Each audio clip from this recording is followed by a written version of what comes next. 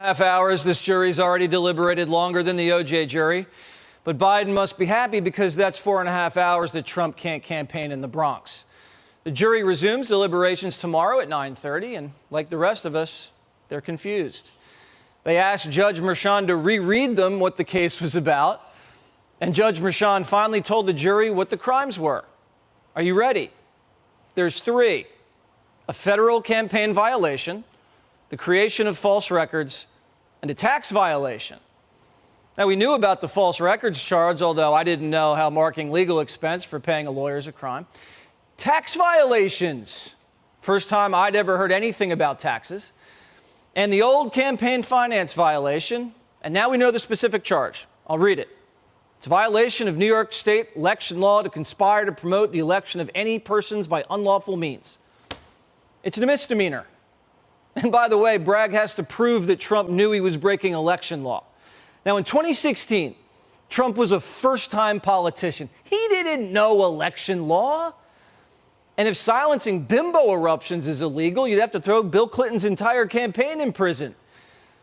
Trump was going to call a witness to say this wasn't against the law. A judge wouldn't let him.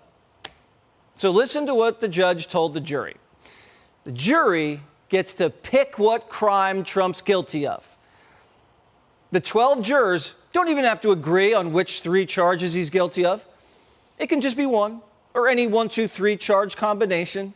And the judge considers that a unanimous verdict. Convicted. It's like a crime buffet. 12 jurors can go to the buffet, each eat different things. One juror just gets a salad. The other jurors get meat and potatoes. Other jurors get salad, meat, and potatoes. All they have to do is agree on that their meal was delicious, even though they didn't even taste everyone else's food. Fill your plate with misdemeanors, whatever you want, and we'll call it a felony. This is the first time we've ever seen a case like this in the history of the American legal system, and 3 non-unanimous misdemeanors make a former president and convicted felon. Now, it's not like they found Trump with gold bars in his closet like Gold Bar Bob. It's not like Trump filmed his crime spree like Hunter. If I don't understand it and our lawyers don't understand it, how do you think the jury feels? All right, y'all, we are back with another video, and here we go again with this corrupt Judge Merchan. Now, don't y'all know that this judge literally told the jurors to pick any crime that you think Donald Trump committed? So he literally talking to them, telling them to just pick any crime. Remember, I told y'all before, if you haven't seen my last video, make sure you check it out. Because this right here just don't make any sense. Donald Trump did absolutely nothing wrong. And this judge is trying to find a way to charge Donald Trump with something. Now, it did piss Democrats off there because a lot of them was waiting on Donald Trump to get charged today, and he didn't. He didn't get charged, but that's why a lot of Democrats they was pissed off. And I made that video, so make sure y'all go check that out. But ain't it crazy that this judge is trying to rig this? He's trying to rig this case. This is crazy. He's trying to rig it by telling this jury to just pick anything. Pick anything. And I mean, I'm like, come on, man. The man can't get a fair trial. And they know he did nothing wrong. They don't even know what to charge him with. That's the main thing. They don't even know what to charge him with. You know why they don't know? Because they know he ain't did nothing wrong. But they're going to try to make up some type of crap. Because I'm telling you now, if they lock this man up, I don't care if it's for one day, Donald Trump numbers are going to go through the roof. It's going to go through the roof. Now, if they find him not guilty, his numbers is still going to go up. But I tell you one thing, if you lock him up, they sure enough going to go up. But like I said, make sure y'all please hit that like button and subscribe to the channel. Now, I'm hearing that Judge Jeanine is finna go off on Judge Merchan, and Judge Jeanine ain't playing around because I think Judge Jeanine is at this courthouse. And she's finna go off on this judge and just spill out all the crooked things he was trying to do when he telling the jury to pick any charge and all type of stuff. Just saying, pick any crime, y'all. Just pick any crime. Like he trying to coach him through it, like coach him on what to do. So Judge Jeanine finna go off about that. We definitely finna check it out. Make sure y'all hit that like button, subscribe to the channel so you can stay up to date with everything that's going on. And shout out to the one that always watches the entire video. I appreciate all of you for doing it. All right, so without further ado, let's go ahead and dive straight into this. Watch Judge Jeanine go off. All right, thank you, John and Sandro. Good afternoon, everyone. I'm Shannon Bream in for Martha McCallum. This is The Story. We are live at the Trump trial in downtown Manhattan, where the jury is deliberating right now. Behind closed doors here, the former president charged with falsifying business records to cover up a payment to porn star Stormy Daniels before the 2016 election. He is facing up to 4 years in prison on each count, and he says he did nothing illegal. Mother Teresa could not beat these charges. These charges are rigged. The whole thing is rigged. You have a trial like this where the judge is so conflicted he can't breathe. He's got to do his job. And it's not for me, that I can tell you. It's a disgrace. And I mean that. Mother Teresa could not beat those charges, but we'll see. Man, he said Mother The Teresa can't co-host beat Judge this. Jeanine Pirro is with me here at the courthouse. All right, Judge, what has struck you? The final arguments, the jury instructions. Now we wait. Well, there's so much that strikes me. I mean, on the one hand, I've been saying continuously that Michael Cohen is the linchpin of this case, and the judge gave an instruction: if you believe that someone has lied to you about a material fact, then you, of course, are free to disregard that person's entire testimony. If they go to that issue regarding Michael Cohen, most of the consideration of this case is done.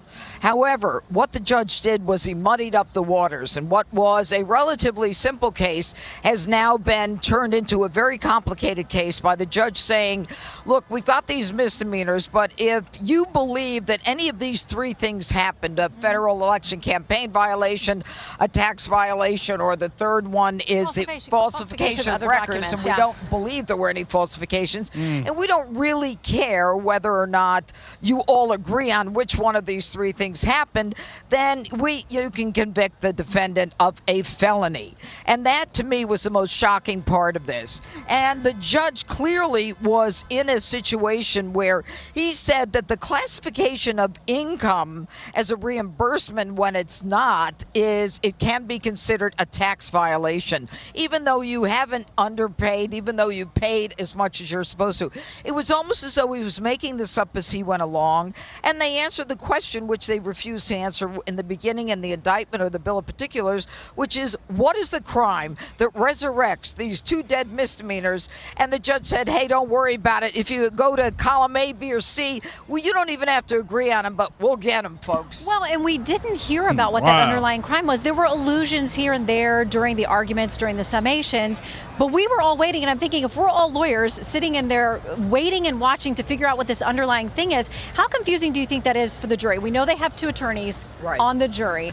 How confused do you think they are, or do you think they see it clearly? Well, one of the things that you hear in the courtroom, is that the juror who had 3 notebooks filled with notes was the lawyer, the corporate lawyer. So I'm saying to myself, the corporate lawyer is going to start, standing up and talking about all of the notes. If he goes through all his notes in an effort to do what the jury could ask for a reread of, then we're in for a long haul here. But at the same time, you kind of say to a jury in cases like this, and I've tried these, nothing like this one, because this isn't real. I'm telling you. Sometimes difficult decisions are relatively simple. And based upon who the linchpin is here, this is a simple case. There were no records. No one put Donald Trump in touch with anyone vis-a-vis the voucher, the invoice, or the check. And we know that Donald Trump was concerned about Melania. So, they would have to prove that he did it for the campaign to the exclusion of any other option. And they didn't even argue that. And I do think that that was a jury instruction that was good for the defense, where he said a campaign expenditure, if it's something that could have been expended outside of the campaign, if there was no candidacy, which Trump supporters will argue, he didn't want his wife or his family to find out about this or be embarrassed. That was something that the jury could then take and say, oh, it wasn't a campaign expenditure. This isn't connected to any election law or that kind of thing. He still leaves them other doors, other places they could go. Right. But that was a win for the defense in that sense. But think about the fact that, Shannon, that you've got Michael Cohen talking about the federal election campaign violation. You've got David Pecker, the head of AMI, talking about a federal election agreement. And then the defendant in this case is not allowed the opportunity to bring in Brad Smith, I think his name is. Right, the former FEC commissioner. Right, to talk about what really is a federal election campaign violation. And yet the jury is going to be ruling on that and voting on that when the defense was denied the opportunity to present evidence. There is so much reversible error in this. Yep. It could reverse a cruise ship. Well, and here's the thing. If there is a conviction, we have no idea where this jury is going. If there's conviction, of course there's going to be appeal. And so many of the things that you brought up, that's what the Trump legal team is going to do. But you will have months, if not years, of him being referred to as a convicted felon all through election season. And something I would imagine the Biden-Harris campaign is looking forward to. See, that right there is the main thing. They want Donald Trump to be labeled as a felon to try to persuade voters not to vote for Donald Trump. This right here is the whole goal, is to try to bring down Donald Trump, dirty up his name, try to make it so it can be all over the news that he's a felon, and then they're going to try to persuade the other people, oh, you're going to vote for a felon? Donald Trump's a felon. You're going to vote for him? You're going to vote for a felon? See, that right there is the name tag they want to put on Donald Trump. This case should have been dismissed. Stormy Daniels a liar. Michael Cohen a liar. Like, come on. What more proof do you need? And then won't even allow any of the people that want to speak up for Donald Trump in the courtroom. They only want to hear the side that's going against Donald Trump. This judge should have recused himself when he was told to, and he didn't want to do it. His daughter making all type of money off of this. And that's what they doing. And this stuff just don't make no sense. I'm just so sick of them being able to get away with this crap. And we can all see straight through it. And I said it before.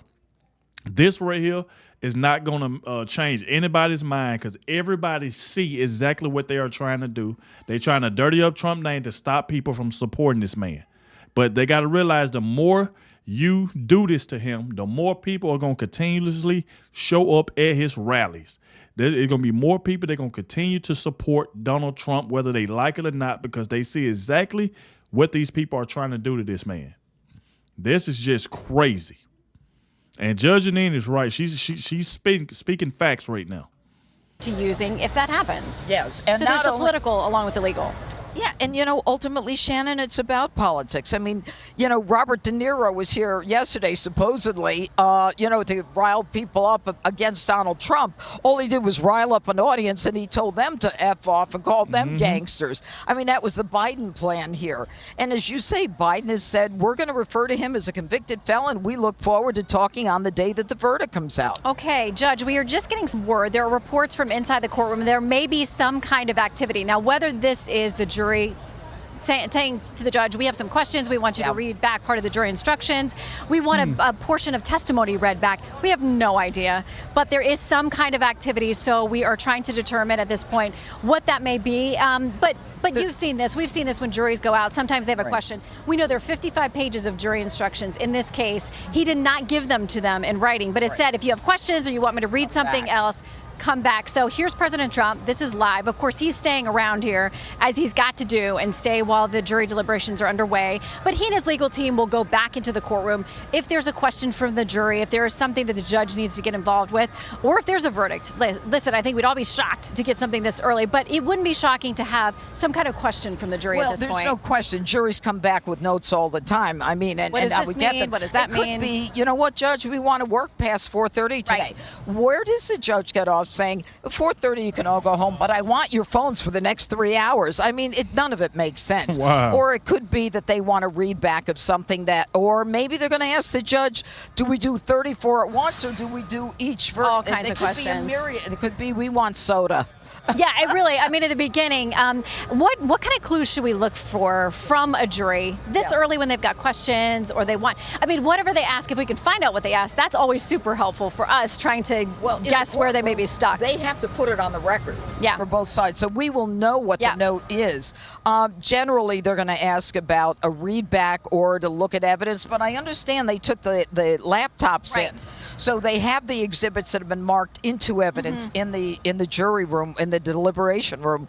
I imagine it might be a read back based upon, Think about how many weeks ago, okay, we're sitting in 6 there, weeks. the days of Hope Hicks and David Pecker and all of these early folks that we heard from. It seems like ancient history. And so for them, as they're trying to piece the puzzle together, as they have their deliberations, they may say, yes, we need something from week 2, which was a while ago. There's truth to the saying, justice delayed is justice denied. And the truth is that this has been drawn out for so long. There was no justification for a week off for this jury from Tuesday to Tuesday. There was no justification for them not to be sequestered. This is the former president of the United States of America and the possible future president. Probable. And if in any case there should be a sequestration, it's this case. I would have said to the jury, bring your toothbrushes, tell the clerk who you want us to call, and you get one call each, not 2. Okay, and by the way, we know that judges do different things and have different reasons for sequestering, for not sequestering certain trials. Why do you think this judge decided not to let them go about their business and go about their lives in something that is such a critical trial? Well, let me ask you this. We know already that jury pool is from a group of people in Manhattan who are 85 to 90% anti-Trump. Vehemently just based on voting the last time around. Based on voting. We don't know how these folks voted. But we don't know how these folks voted, but that's where, jurors come from. They come from the voting. And I bet you, like I said, Judge Jeanine is right. I bet you almost all of them is anti-Trump. I guarantee you. The booth, not the voting the booth, pool. the poll. The pool. Here. And, so I think that is a danger. I think that in a case like this especially, they should have had them sequestered because there is so much chance, because there's so much on the line. This is a top job in the United States of America, and you're allowing the jury to go out and possibly be influenced or to even read a newspaper. I would say to a jury, you can't watch the news, you can't do any of that.